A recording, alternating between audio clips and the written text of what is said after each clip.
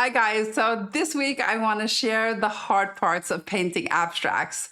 I want to talk about the times like I have had spending hours on a painting only to overwork it and create some kind of chaotic mess.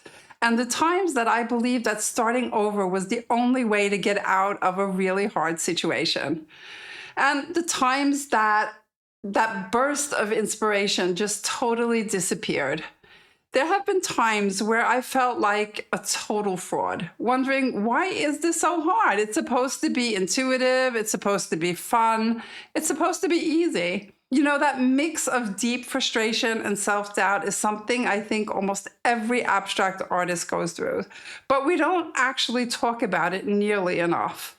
After teaching close to 1,000 students, I can promise you that you are not alone. And today we're going to pull back the curtain and talk about why this happens and what's really going on.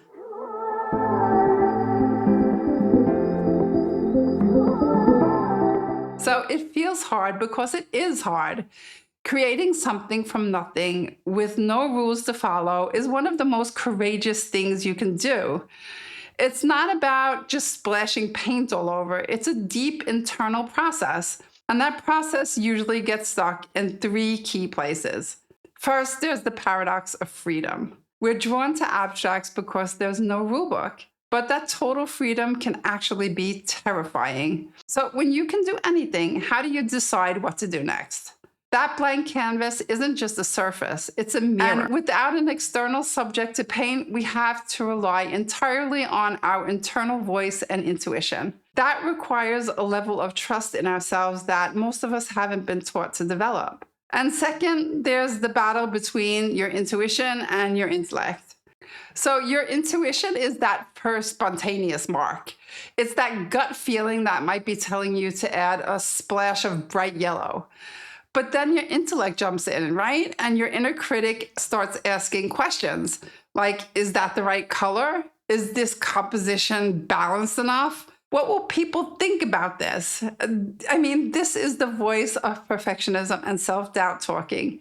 And when that voice gets too loud, it drowns out your intuition and you begin to overthink and overwork and second guess every single move you make on your canvas. It's the fastest way to creating a muddy painting too. And third, there is the myth of the happy accident. We're often told that abstract art is just a series of happy accidents. And while wonderful, unexpected things do happen, a strong painting isn't based on accidents. It's a conversation. It's a series of choices. It's about making a mark and then consciously and intuitively responding to that mark. Relying on accidents leaves you feeling powerless.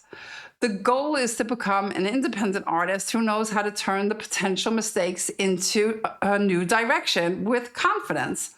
So if you're stuck in that battle, how do you actually find your way out? I'm going to tell you a secret because it starts with small steps. So here are 2 things that you can actually do in your very next painting. First, give yourself a few loving constraints. I know it sounds counterintuitive, but if total freedom is overwhelming, limiting your choices will actually help you. So for your next painting, try and limit the amount of colors and tools that you choose. That's it. By lowering the number of decisions you have to make, you quiet down your brain and create space for your intuitive voice to come through.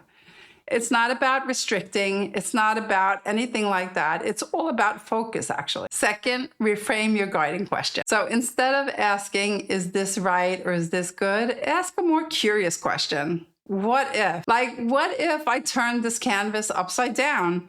Or what if I make this shape larger? What if is a question filled with possibility instead of judgment. It turns the painting process back into an adventure and it gives you permission to play and take creative risk, which is where your unique voice is waiting to be discovered. This journey of finding your voice and trusting your intuition is exactly that, a journey. It doesn't happen overnight. It's about having the right tools and not just for your hands, but for your mindset.